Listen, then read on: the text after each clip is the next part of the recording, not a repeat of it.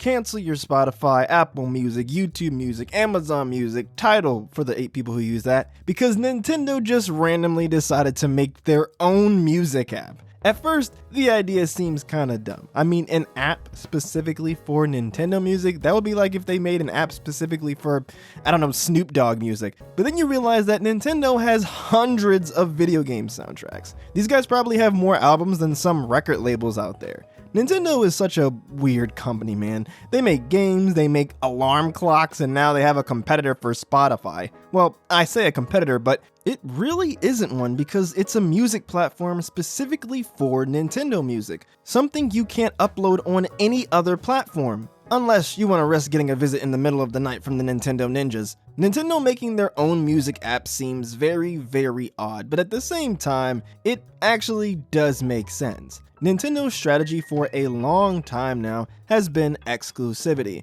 They're all about making stuff that you can't get anywhere else. You can play Call of Duty on PlayStation, Xbox, or PC. You can play Sonic on PlayStation, Xbox, or PC, but Mario, you can only play that on Nintendo. Well, you know what I mean. Nintendo for decades has been well known for their first-party exclusives. Even if the third-party support is made as I don't know what, you can be sure Nintendo will drop a ton of quality games from their premier IPs. If you buy a Nintendo console, it's probably because you want to play something like Kirby or Zelda. Nintendo's continued support of these franchises has led to a very loyal and very dedicated community, probably more so than any other console developer. And I think this new music app is one way that they're capitalizing off of this dedication. So enough beating around the bush, let's get into the app itself. First off, I gotta say, Nintendo, you couldn't have done a little better with the app icon? Just an eighth note? That's a little boring. You could have used an image of one of the Squid Sisters or KK Sliders, something that would have fit the music theme. But anyways, let's open it up on my phone here. I see we've got this sort of generic playlist called Nintendo Music Selects, which is a curated list of classic Nintendo tracks, and right off of the bat, we have a decent mix of songs here from different eras of Nintendo's history. We got The Academy from Pokemon Scarlet and Violet on the Switch, Walking from Nintendogs on the DS, Aquatic Ambience from Donkey Kong Country on the Super Nintendo, and Winds Across the Plains from Fire Emblem The Blazing Blade on the Game Boy Advance. My first impressions of this service were pretty good, but unfortunately, things are only going to go downhill from here. So there's a search function, of course, and it shows you the games that you've played on your Switch, so you can easily find music from the games you already have, which is a nice feature. A great way to integrate your Switch library with the app. If you scroll down, you can see all of the games that the service has music from, divided into categories by the console that they come from. So there's a section for N64 games, Wii games, NES games, etc. One thing I immediately noticed is that the list of games that they have is rather small. Actually, it's insanely small. At first I thought maybe I was missing something, but no, this is all of the games they have on here. Their largest category is the Switch games. They have 8 games in total. Pikmin 4, Pokemon Scarlet and Violet, Splatoon 3, Animal Crossing New Horizons, Kirby Star Allies, Super Mario Odyssey, Mario Kart 8 Deluxe, and Zelda Breath of the Wild. Their next largest category is the NES games, technically, but that's only because they have Metroid split into 2 versions, the original Famicom Disk System version and the NES version. Admittedly, it is cool that they included the soundtrack for both versions. You would have thought they would have made the Famicom Disk System soundtrack exclusive to Japanese accounts or something, but no, it's here. Besides the 2 versions of Metroid, there's also Super Mario Bros. So we'll just say that the NES has 2.5 games. After that, we have a 5-way tie for third place between the Game Boy, Super Nintendo, N64, DS, and Wii, each with only 2 games apiece. The Game Boy has Kirby's Dream Land and Dr. Mario, the Super Nintendo has Yoshi's Island and Donkey Kong Country, the N64 has Zelda Ocarina of Time and Star Fox 64, the DS has the Japanese exclusive game Tomodachi Collection and Nintendogs, and the Wii has Super Mario Galaxy and music from the Wii channels, which are all put together into one section. Then, in last place, with only 1 game each, we have a tie between the Game Boy Advance and the GameCube.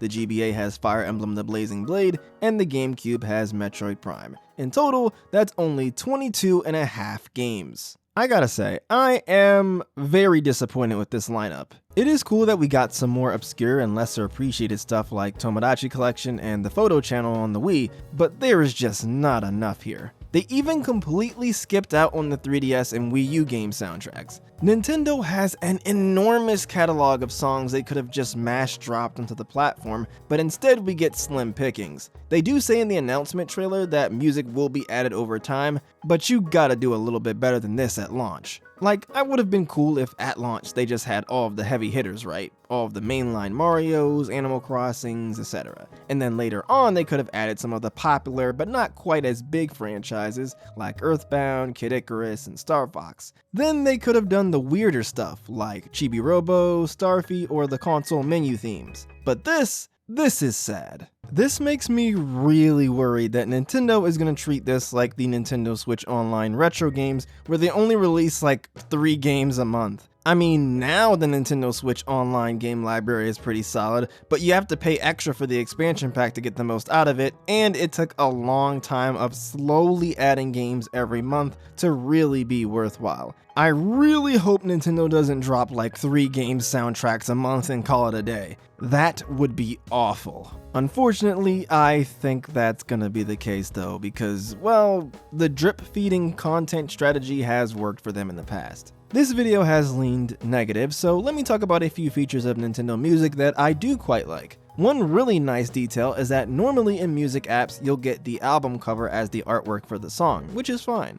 But with Nintendo Music, they actually show you a screenshot of when the song plays in the game. Like the Aquatic Ambience track has a screenshot of one of the underwater levels where Aquatic Ambience plays in Donkey Kong Country, which I think is really cool. 1, because it's just added variety, and 2, because it helps you find specific songs much easier. You can just look for the picture of what you want instead of having to sort through the song titles that all have the same album cover. Another really cool feature is the Extend To feature. This feature allows you to loop tracks for 15, 30, or even 60 minutes. Perfect for if you need something chill to fall asleep to. This feature is not available for every track, but for the ones that do have it, it is nice. I only wish that they let you add the extended versions of songs to playlists, because as of right now, you can only add the regular length versions. By default, there are some playlists that Nintendo has pre-made for you. For Animal Crossing New Horizons, there's a playlist of all of the rainy day variations of songs. For Mario Kart 8 Deluxe, there's a playlist of all of the retro course songs. And for Kirby's Dream Land, there's a playlist of all of the songs in the soundtrack that support the Extend To feature. There are also playlists based on specific characters, like say for example you're a big Pauline fan, because who isn't? You can go to her playlist and find songs that are related to her, like the New Donk City theme or Jump Up Superstar. If you really enjoy KK Slider's work, you can listen to a playlist of his songs like KK Soul, KK Cruisin', or Bubblegum KK.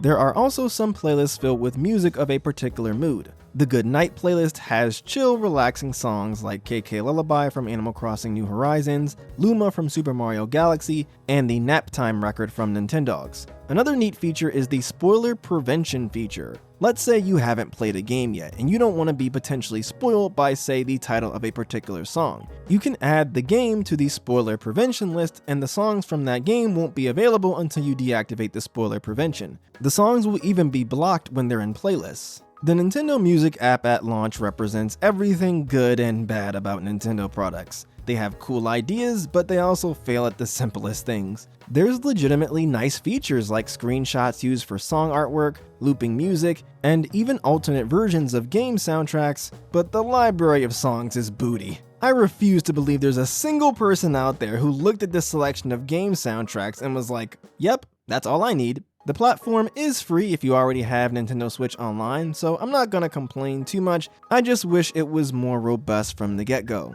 I'll be interested to see what game soundtracks are added to Nintendo Music in the future, but with the library as small as it is right now, I don't see myself using the service. So yeah, those are my thoughts. Here's a video you might like, and here's a playlist of a bunch of videos you may enjoy. That's all I've got to talk about for today though. So, thanks for watching y'all, and have a great rest of your day.